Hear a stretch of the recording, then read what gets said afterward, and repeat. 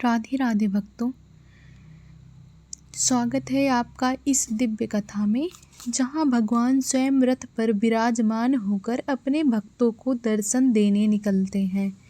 यह है जगन्नाथ रथ यात्रा का पावन पर्व। हम पहुंच चुके हैं 5वें दिन की कथा में। हर दिन की तरह आज का दिन भी अपनी अलग ही आध्यात्मिक ऊर्जा लेकर आया है।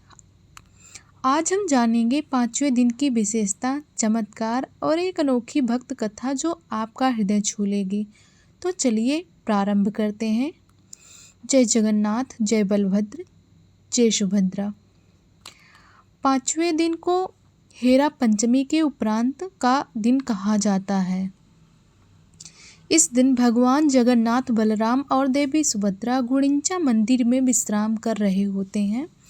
गुड़िंचा मंदिर को भगवान की मौसी का घर कहा जाता है। यह दिन विशुद्ध सेवा का होता है। मंदिर में भगवान को विशेष अन्य मीठे भोग और शीतल जल अर्पित किए जाते हैं। वातावरण में संकीर्तन की गूंज रहती है। भक्तगण फूल, चंदन और तुलसी से भगवान को सजाते हैं। कई भक्त संकल्प लेते हैं, हे प्रभु, जब तक दर्शन ना हो अन्य जल ग्रहण नहीं करेंगे। यह दिन भगवान की मानवता के रूप की अनुभूति कराता है, क्योंकि भगवान भी आज विश्राम कर रहे हैं। चारों ओर प्रभु की लीला चर्चा हो रही है। किसी को प्रभु ने कल दर्शन दिए, किसी को उनके रथ की धूल मिली और किसी को उनकी मूर्ति में हंसी की झलक दिखी। 5वें दिन को शांति का दिन भी कहते हैं। कोई उत्सव नहीं, कोई भीड़ नहीं, बस प्रभु और भक्तों का अंतर्मन का संवाद। गुड़िंचा मंदिर में प्रभु को सुंदर पुष्पों से सजाया जाता है। आज के दिन अन्न और फल दान करना विशेष पुण्यकारी माना जाता है। यह दिन आत्मनिरीक्षण का भी होता है।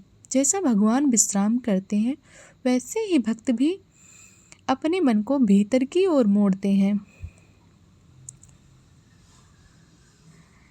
एक विशेष भक्त की कथा है। पुरी नगर में एक निर्धन भक्त था। नाम था सच्चिदानंद दास। उसके पास कुछ नहीं था, पर प्रभु के प्रति प्रेम अपरंपार था।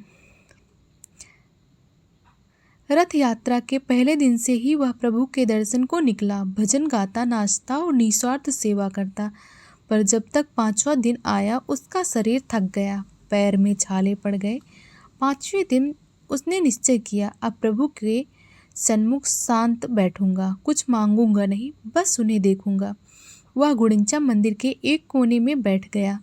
ना कोई भोग चढ़ाया, ना फूल जल, केवल अपने आश्रु समर्पित किए।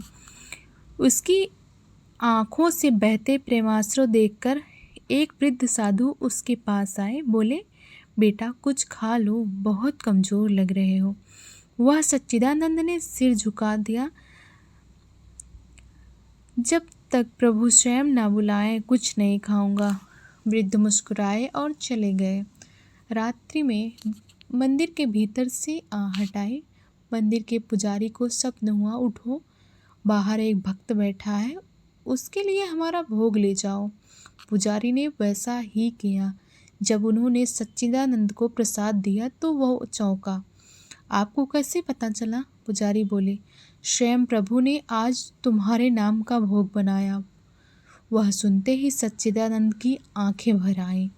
उसने कहा, मैंने आज मांगा कुछ नहीं था, पर प्रभु ने सब जान लिया।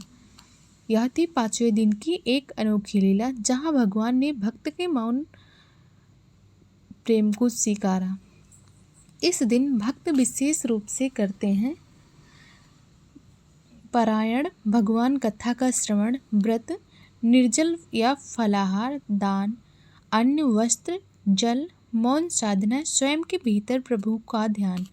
गुड़िंचा मंदिर के बाहर महिलाओं कला चित्र बनाती हैं, जिन्हें अल्पना या रंगोली कहते हैं। शाम को दीपदान होता है। सैकड़ों दीपक जलाकर प्रभु को अर्पित किए जाते हैं। वातावरण दीपों से दीप्त हो उठता है, मानो धरती पर स्वर्ग उतर आया हो।